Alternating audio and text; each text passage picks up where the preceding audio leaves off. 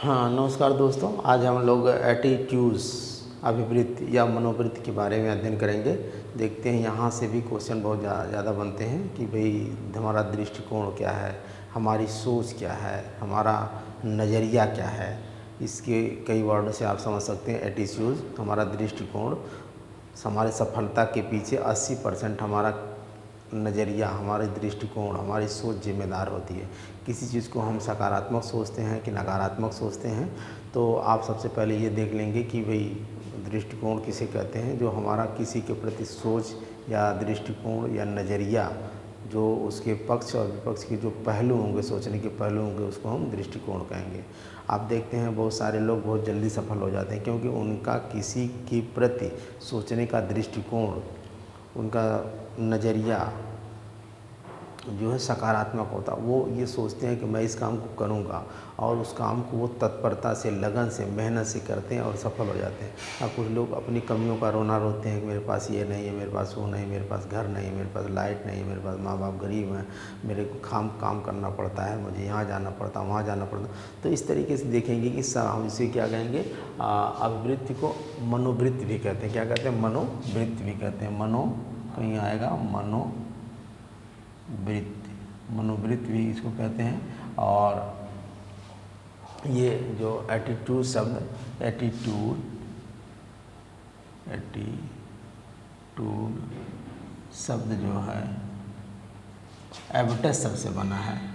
ABTUS। एबिटस शब्द लैटिन भाषा का शब्द है। किसका शब्द है? लैटिन भाषा का शब्द है, जिसका अर्थ होता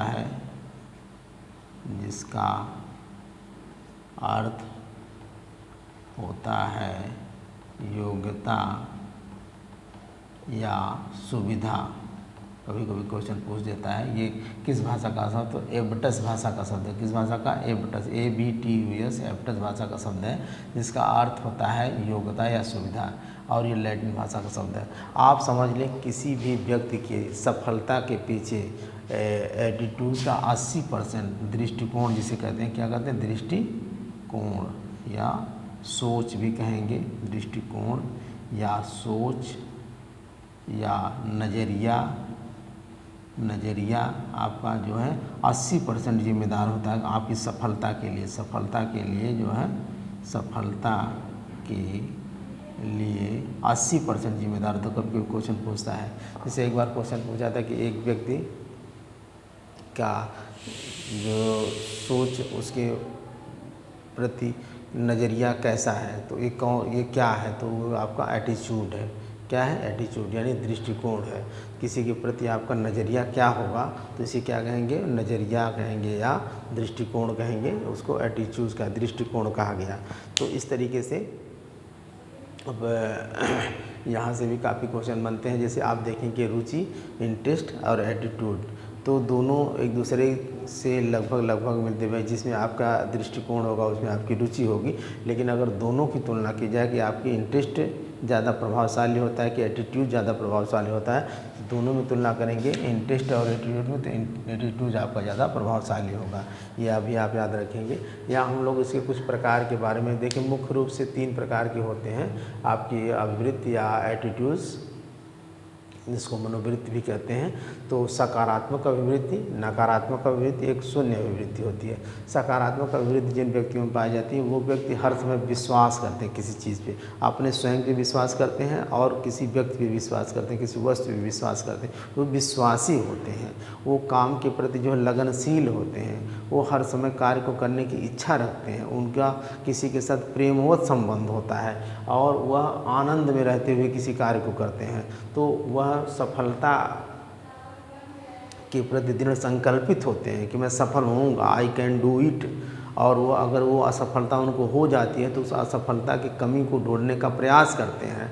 उनके कर्तव्य और उत्तरदायित्व का अपना ज्ञान होता है। देखिए, असफल हम होते हैं तो असफलता भी सफलता के लिए बहुत ज़रूरी है। अगर आदमी असफल होता है तो उसको ये आभास होता है, उसको ये जानकारी हो जानी चाहिए कि हमारा क्या छूट गया था, हमने क्या नहीं पढ़ा था, उस चीज़ को हमने नहीं पढ़ा तो फिर उसको पढ़ें, अभी तक कुछ कमी हमारे अंदर रह गई है, उस कमी को पूरा करें। तो ये उनकी सोच होती है कि हम उस चीज़ को पूरा करें। वो निरंतरता होती है उनके अंदर किसी कार्य को करने की लगन होगी और उस कार्य को जानने की लगन होगी और उसको कहेंगे कि मैं इस कार्य को करूँगा, क्यों नहीं करूँगा। बहुत सारे लोग इसको किए, मैं भी इसको करूँगा, आई कैन डू इट, हर समय वो कहते हैं, लिखते भी हैं कि मैं इस कार्य को करूँगा, मैं सफल होऊंगा। आगे बढ़ने की ललक होती है, समस्या समाधान करने की प्रवृत्ति होती है। समस्या का जब आप ज्ञान कर लेंगे तो समस्या का समाधान भी कर लेंगे। हमको समस्या का समाधान तभी आता है जब समस्या का हमको ज्ञान हो जाता है। भाई, आदमी परेशान क्यों होता है? जब तक उसको अपनी समस्या का ज्ञान नहीं होता। समस्या क्या है, अगर उसका ज्ञान हो जाए तो आप समस्या का समाधान भी कर लेंगे। तो उसको सकारात्मक अभिवृत्ति या पॉजिटिव एटीट्यूड्स कहेंगे। कभी कभी क्वेश्चन आता है कि जिसमें जो लोग विश्वासी होते हैं, जो लोग आनंद से परिपूर्ण होते हैं, जिनमें प्रेम होता है, जो कर्तव्य और उत्तरदायित्व का ज्ञान होता है, वो लोग कौन से अभिवृत्ति के होते हैं? सकारात्मक अभिवृत्ति के होते हैं, जिनमें निरंतरता होती है, आई कैन डू, जिसमें समस्या समाधान करने की योग्यता होती है, आगे बढ़ने की ललक होती है। वो कौन से एटीट्यूड्स के होते हैं? पॉजिटिव एटीट्यूड्स के होते हैं। दूसरी सेम उसी का उल्टा है नकारात्मक अभिवृत्ति, निगेटिव एटीट्यूड्स। निगेटिव एटीट्यूड में वो लोग अविश्वासी होते हैं, उन्हें अपने पर भी विश्वास नहीं रहता है और दूसरे पर भी विश्वास नहीं रहता। हर समय वो अपनी कमियों का रोना रोते हैं। जैसे एक कहते हैं कि मेरे पास लाइट नहीं है, मेरे पास किताबें नहीं है, मेरे माँ बाप गरीब हैं, मुझे घर पर काम करना पड़ता है, मुझे खेतों में काम करना पड़ता है, मुझे बाहर जाने के लिए साधन नहीं है, मेरे पास तमाम कमियां हैं। उनको भय लगा रहता है कि मैं पास होऊंगा कि फेल होऊंगा। कार्य करने से पहले वो निगेटिव सोचने लगते हैं, नकारात्मक दृष्टिकोण बना लेते हैं किसी के प्रति। किताबें अभी मिली नहीं, तब तक किताब पढ़नी होगी, बहुत मेहनत करनी होगी, यानी भय का भी माहौल उनके अंदर बना रहता है। किसी काम को करने से पहले, जाने से पहले उनके अंदर ये सोच आती है कि शायद कहीं एक्सीडेंट ना हो जाए, कहीं किसी से कोई वाद न हो जाए किसी से। तो इस तरीके से वो अपने कमियों का रोना रोते हैं, उनको अविश्वास होता है, उनके अंदर जो है अपने कर्तव्य और उत्तरदायित्व का ज्ञान नहीं रहता है। वो हर समय डरते हैं, हर समय जो है दूर भागते हैं, अपने कर्तव्यों से दूर भागते हैं। वो जो है हर समय किसी न किसी की शिकायत करते हैं, एक तरीके से वो किसी न किसी से नफरत भी करते हैं, अपने आप से भी नफरत करते हैं। उनका अपने आप पर भी विश्वास नहीं होता है और दूसरों पर भी विश्वास नहीं होता है, जिनके पास निगेटिव एटीट्यूड। तो आप समझ लेंगे कि आपके अंदर अगर सकारात्मक अभिवृत्ति है, पॉजिटिव एटीट्यूड है, तो आप सफल हैं। अगर नकारात्मक अभिवृत्ति है तो आप असफल हैं। तो आप समझ लें कि अपने अंदर सकारात्मक अभिवृत्ति को बनाए रखिए, यानी किसी भी कार्य के प्रति आप तैयारी कर रहे हैं तो वहाँ पर भी आप ये सोचें कि मैं उस कार्य को कर लूँगा और क्यों नहीं करूँगा, मैं मेहनत करूँगा, जो नहीं आ रही है उसको बार बार पढ़ूँगा, एक बार नहीं, 2 बार, 3 बार, यानी 10 बार पढ़ूँगा और ज़रूर मैं उस काम को पूरा करूँगा। जब तक आपके अंदर सकारात्मक अभिवृत्ति नहीं हो जाती तब तक आप किसी कार्य को नहीं कर पाते हैं। तो इसलिए अपने अंदर सकारात्मक अभिवृत्ति यानी पॉजिटिव एटीट्यूड रखिए, नकारात्मक अभिवृत्ति को दूर निकालिए। किसी कार्य को करने के लिए हम ही तो बने हैं, कोई चीज़ सिलेबस से ही तो आएगा, कहीं बाहर से तो आएगा नहीं। जितना सिलेबस है अगर हम उस चीज़ को पूरा ज्ञान कर लें, जैसे आप टेट की तैयारी करते हैं, आप बीएड किए होंगे, बीटीसी किए, डीएलएड किए होंगे, अगर आप उस पूरे सिलेबस को तैयार कर लिए हैं जो आप 2 साल में पढ़े हैं, चाहे डीएलएड में चाहे बीएड में, अगर पूरे सिलेबस को आप तैयार कर लिए हैं तो अधिकतर क्वेश्चन तो वहीं से बनता है। आप जैसे देखेंगे जो लड़के इंटर करने के बाद मेडिकल की तैयारी करने जाते हैं या इंजीनियरिंग की तैयारी करने के लिए जाते हैं, कोटा जाते हैं, कानपुर जाते हैं, लखनऊ जाते हैं, इलाहाबाद जाते हैं या बड़े बड़े शहरों पटना जाते हैं, जहाँ जहाँ भी बड़े बड़े दूर दूर जाते हैं, तो क्या पढ़ते हैं? वो वही चीज़ें पढ़ते हैं जो हाई स्कूल इंटर फिर से शुरू से लेकर के एनसीईआरटी की बुक, क्लास 6 से लेकर के 12 तक की बुक का संकलन करते हैं, फिर उसी किताब का ही अध्ययन वो रिपीट करते हैं। क्योंकि पास होने के लिए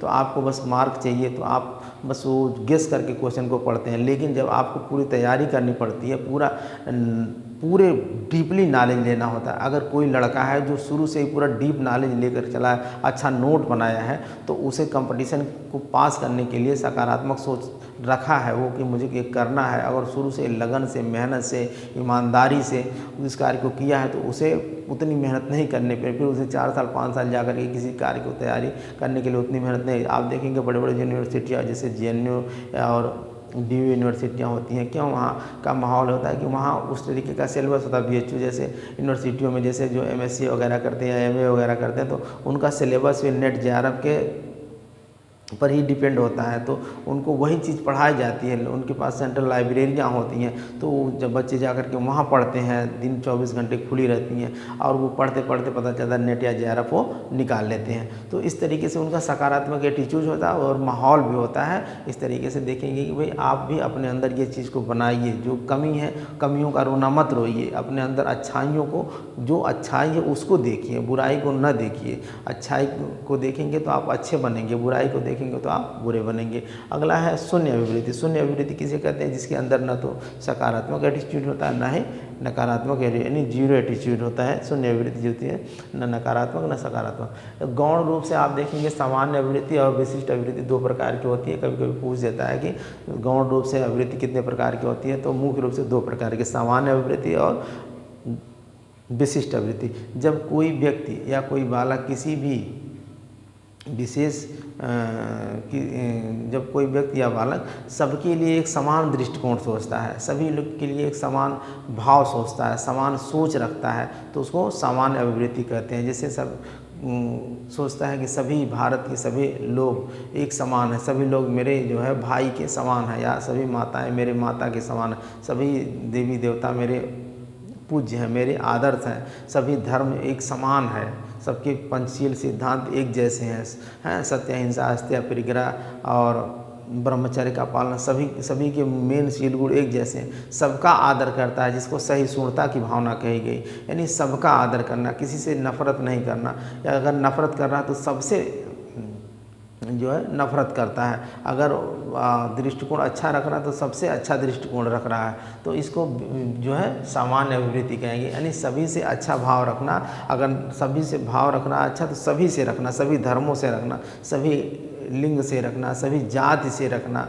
सभी नहीं कह रहे हैं कि सभी भारत की सभी माताओं के प्रति एक समान दृष्टि, एक श्रद्धा का भाव रखना कि भाई सभी लोग क्या आदर का भाव रखना, तो सभी गुरुओं के प्रति एक समान भाव रखना।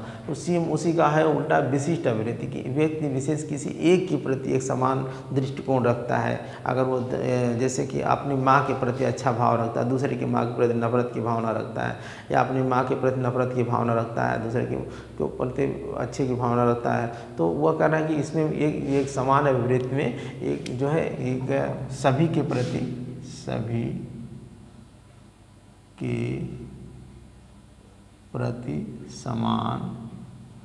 समान प्रेम कर लें, या सभी के प्रति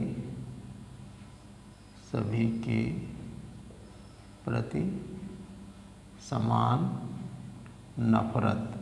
ठीक है, इसमें किसी एक व्यक्ति के प्रति विशेष किसी एक व्यक्ति पर समान प्रेम या एक समान या प्रेम या कहेंगे, या दृष्टिकोण कहेंगे, या दृष्टिकोण